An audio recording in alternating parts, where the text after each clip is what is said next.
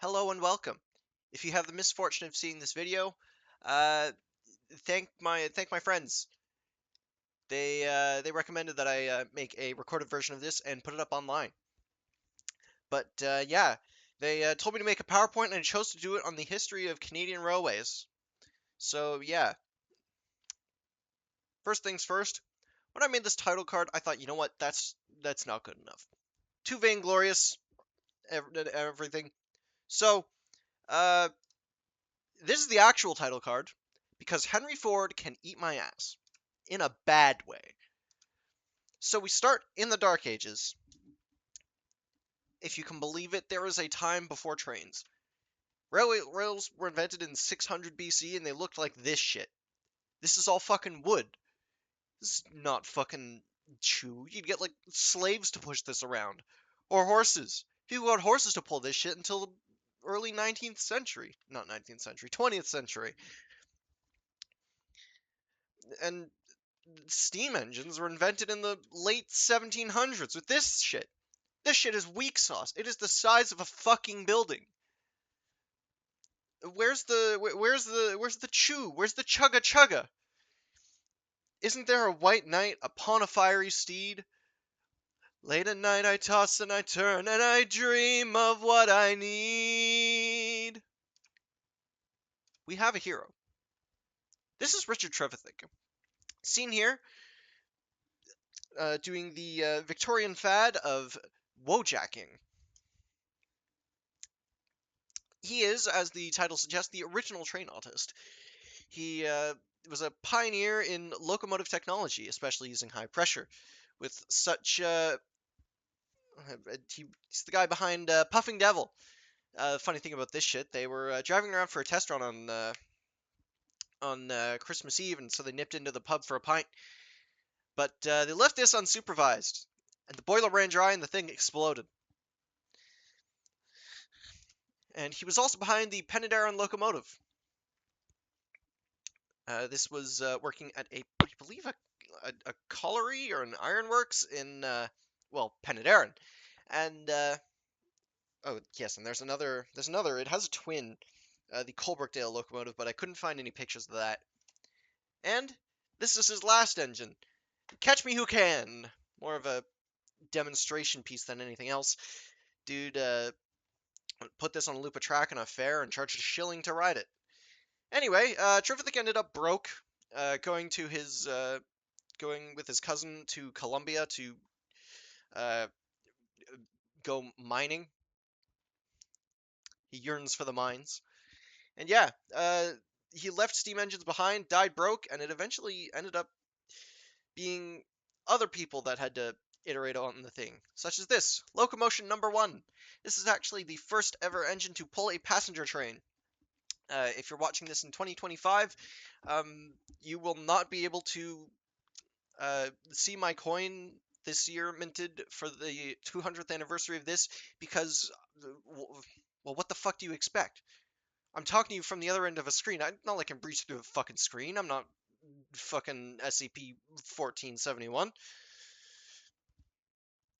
Anyway, across the pond, people are noticing this.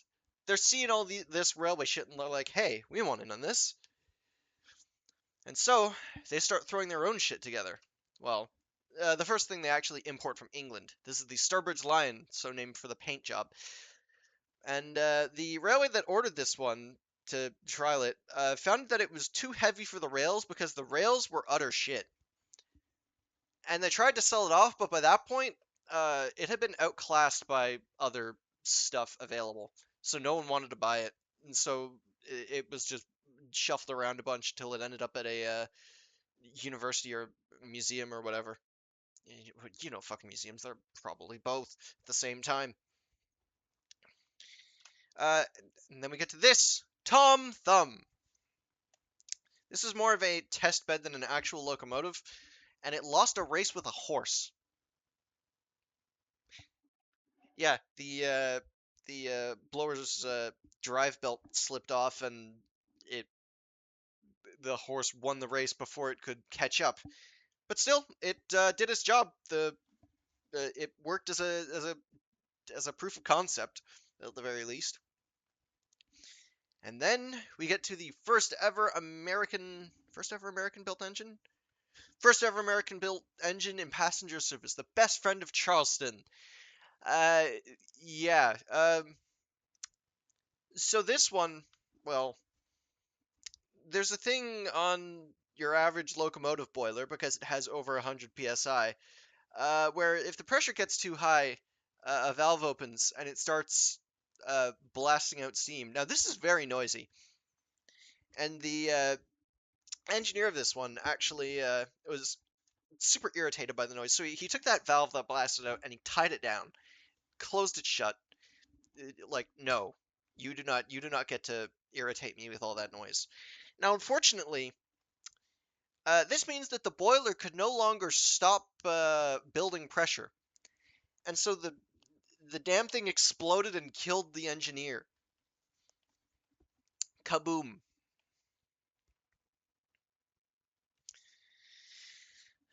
So all this leads to 1829. The Liverpool and Manchester Railway is opening in England. And in order to, well, they're trying to decide how the fuck do we pull this railway? Like, do we use horses? Do we use engines? Like, what the fuck should we do with it? And so they set up a track in Rainhill to simulate working conditions for the railway. And they go, hey, all ye locomotive builders, send us your shit. Show me what you've got. And so we get the following entrance to what is now known as the Rainhill Trials: Perseverance, Samparai, Novelty, Rocket, and like a divine gift from the heavens, the one, the only Cyclopede. Yes, they put a fucking horse on a treadmill and submitted it into a train competition. I wish I was shitting you. So, place your bets. Who do you think wins the Rainhill Trials? Well, Perseverance was damaged in transit, and repairs to it took days, and once they were done, it was slow as shit.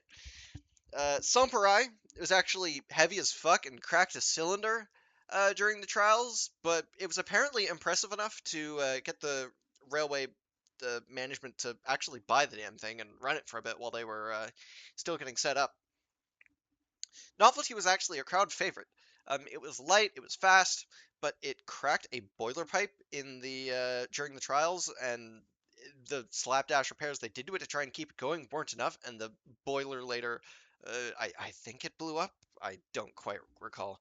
The Wikipedia page said it was what's the word? Said it was extensively damaged, and I can only assume that means it blew up, but I don't actually know. And Rocket was actually the only engine to finish, and it formed the basis of all future steam engines for the next 150 years. Quite the achievement on the part of the builders. And fucking Cyclopede. The fuck do you think happened? It was a horse on a fucking treadmill. It was disqualified almost immediately, and the horse fell through the damn treadmill. But yeah, Liverpool and Manchester Railway opens with Rocket as the winner, and the Robert Stevenson uh, building the fucking engines. So, after all this, we get to Canada. Canada sees all this railway shit going on and goes, we want in on that. So, they buy an engine from Robert Stevenson, the Dorchester. Except, this is just a replica, actually, on in this photo on the left. We don't actually know what the Dorchester looked like, because this is a contemporary drawing. And that's not the fucking Dorchester. This is a contemporary drawing as well, but no. That on the right there, that's just the fucking John Bull, which is an unrelated American locomotive.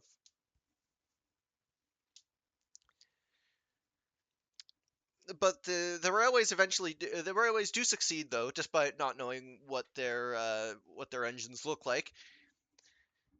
And so we eventually get to the Toronto, the first ever engine built in Canada. And the funny story about this thing, they had to tow it to the fucking railway that they were delivering it to. And they did it like relay style through the streets on a pair of rails, towing it, and the whole process took about a fucking week. Yes, a week. They would like take the rails and move them from behind the engine to in front of it, and while they were towing it, it was fucking insane. Anyway, all the early railway things makes a railway bubble driven by government subsidies for new railways. Now I couldn't find any good pictures of it, but it starts to collapse around 1860 when the colonial government bails out the Grand Trunk Railway. You're gonna want to remember these guys. They're gonna come up later. And all this leads up to Confederation. Now, railways were actually super important for Confederation because Nova Scotia and New Brunswick only actually joined Confederation because of the promise of what later became the Intercolonial Railway. It was super important, helped make Canada as we know it today. And, well, if you're in Peterborough, you know who built this. Even if you don't know who built this, you know who built this. Ah! Sir Sanford Fleming jump scare. Yeah, he's got a handful of things named after him in Peterborough. Um, and you know, he was actually instrumental, oversaw the building of the Intercolonial Railway. And in like he was this huge figure in early Canadian railways. And another important railway is the Trans-Canada Railway. This is the one you're probably going to hear about more often, but it was this proposed line from the from what was then Canada all the way over to British Columbia, all the way across the continent to what eventually became more Canada. And it was actually what British Columbia to join Confederation. Like they've got a coin commemorating its opening that they minted in 1981. Like this shit was super important. Some yeah, the Canadian the Canadian routes to the Pacific coast of British Columbia, some sort of some sort of Pacific Railway of Canada. Hmm. Do you think they're still around today? Anyway, yeah, Sir Sanford Fleming actually contributed to this one as well. He did some surveying work, and that's him in the last spike ceremony in the tallest hat, staring into your very soul. So, this brings us to the beginning of the 20th century, and some guy in Hungary, some guy in Hungary decides to pull a really funny prank and start a Rube Goldberg war. Uh, start a big Rube Goldberg machine throughout all of Europe. And the railways were actually super important to this, to the point where the Canada minted a coin in 2015 commemorating just how important they were to the Canadian war effort. And the Grand Trunk and the Intercolonial are actually nationalized, just for the sake of it's a country at fucking war. And yeah, they get nationalized and they work together, and it works so well that the government just keeps them. It makes some sort of Canadian State Railway, some sort of National Railway of Canada. Hmm. Yeah, in 1923 they got folded into Canadian National. And at this point, after the First World War, Canada actually starts experimenting with diesel engines. This right here is the first diesel electric rail car in Canada from 1924. And it was a huge success. followed by the first ever diesel freight locomotive in 1929. You're going to want to remember this when it comes up later. Not much happens during the Depression itself, except for right at the end, when directly before the Second World War, Canada actually welcomes a royal visit. Uh, the royal train is pulled by Canadian Pacific number 2850 from the east coast to the west without breaking down or needing to be exchanged once. And the king, who was a train nerd, gave Canadian Pacific some crowns to slap on the running boards. You can see him in the painting there. And he's like, "This engine is now a royal engine. We are quite amused."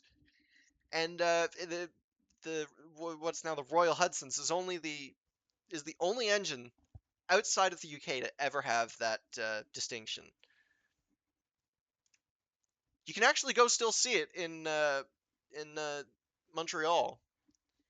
This is the Royal Hudson. It still exists. It was not, in fact, scrapped. And then because, well, I couldn't think of a better place to put this. During the Second World War, um, Canada's actually super concerned about Prince Rupert, BC, because the only way into or out of it is like 150 kilometers of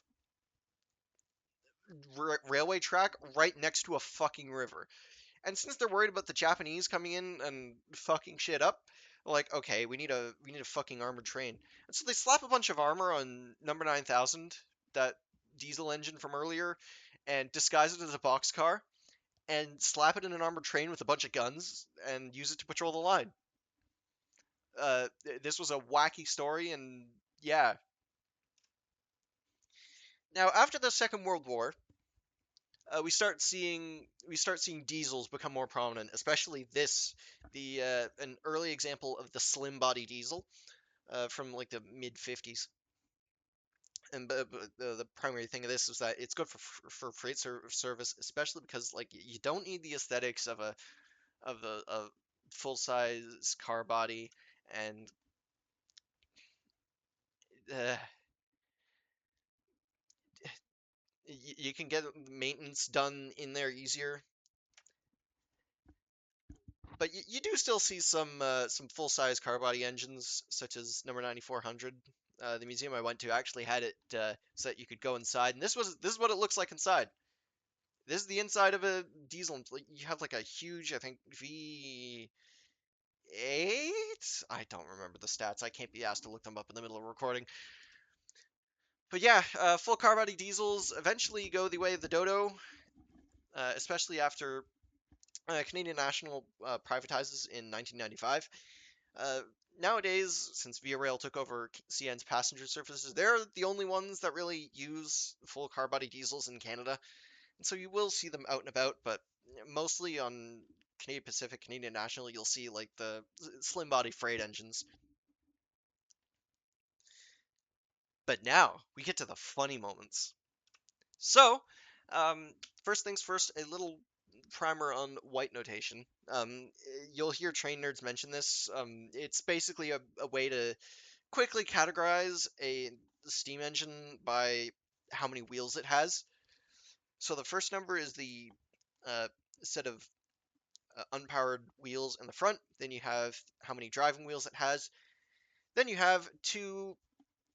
Then you have the amount of unpowered wheels at the end. So, for example, on the top left here, you have a tank engine with uh, four power driving wheels and then two wheels behind the cab at the rear.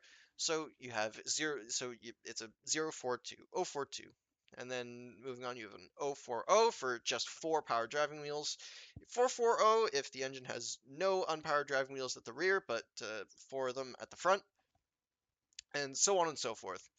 And it gives you a quick overview of what the engine might be good at and where its strengths might lie, especially given that if you have less wheels but they're bigger, you're probably looking at a passenger engine, but like 8 wheels and above, you're more than likely looking at something built for freight. Like you see these fucking engines here. The, Like it's hard to tell from the picture, but these are each as tall as an entire human. Like I can stand next to these shits. I'm 6 foot tall, and I can like the tops of them come up to my fucking head.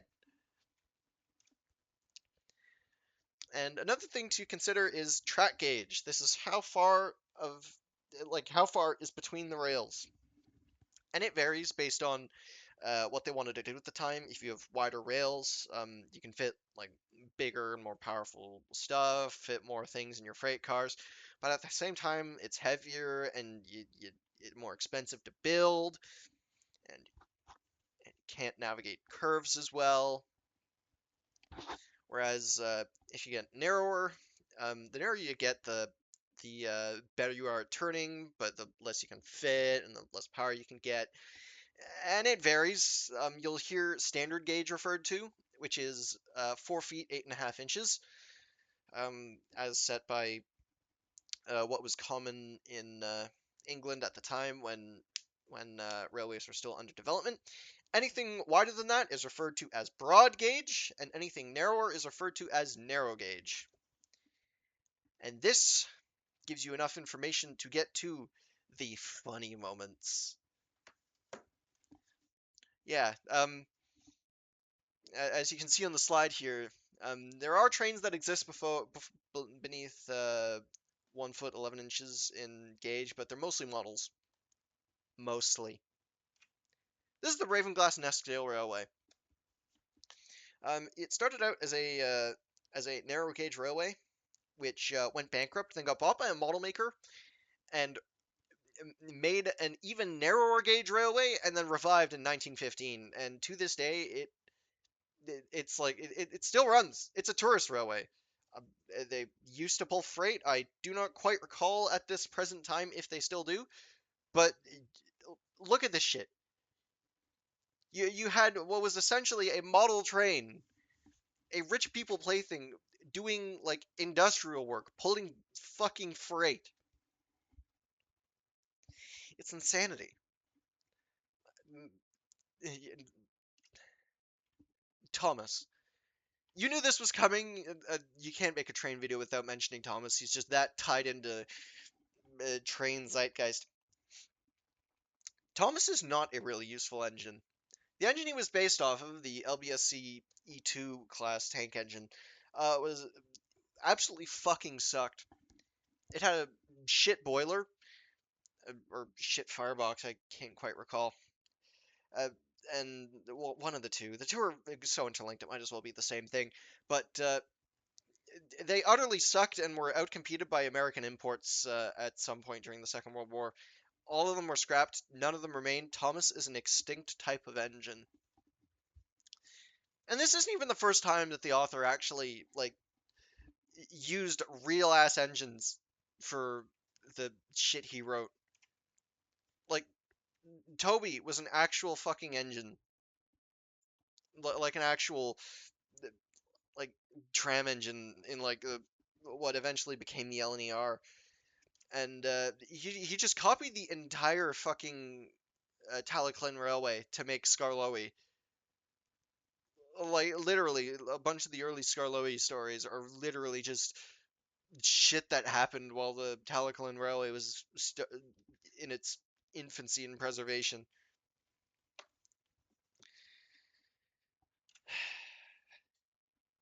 This guy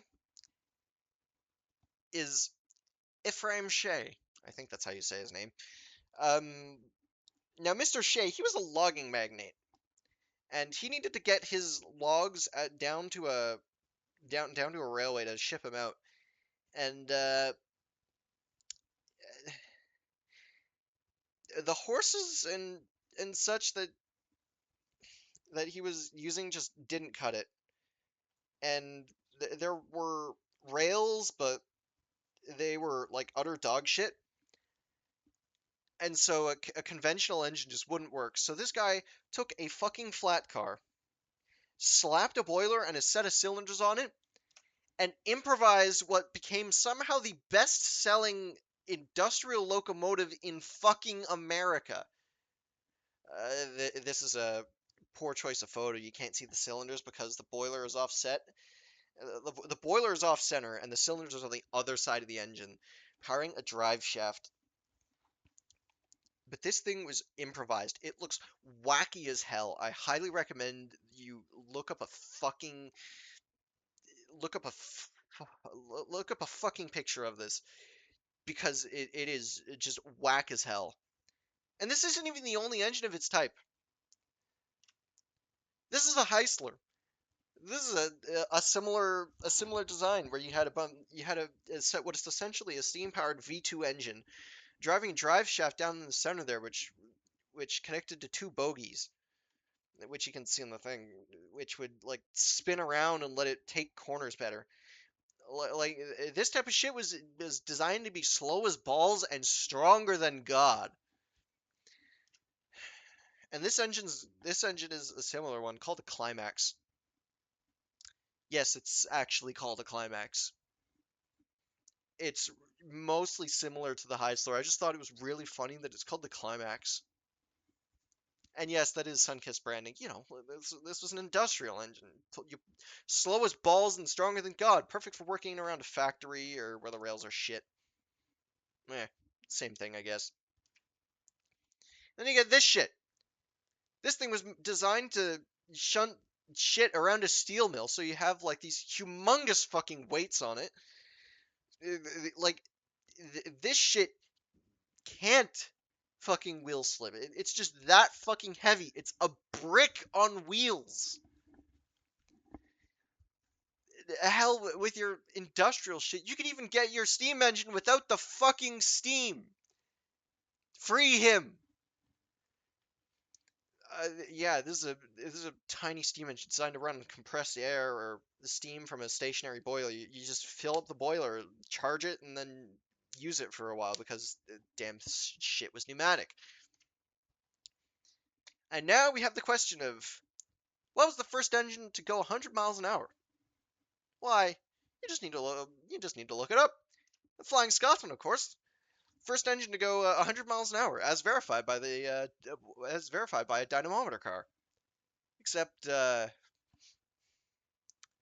if it was only the first one to be verified by dynamometer car. Now, according to crew records, this City of Truro is actually the first engine to go 100 miles an hour. Uh, like downhill with a tailwind type shit while pulling a mail train. But not if we're really not listening to only the dynamometer car and who went 100 miles an hour first, the actual engine that would first go 100 miles an hour is New York Central number 999, with an unverified claim in 1893 as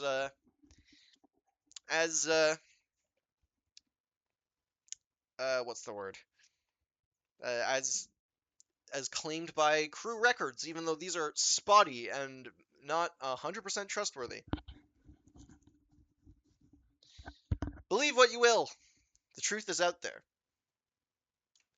And thank you all for watching. This is a bit of a departure from the usual stuff I put up on this channel, considering it's mostly Zelda 64 music, but, like I said at the beginning of this video, thank my friends. They suggested I put the insane ramblings I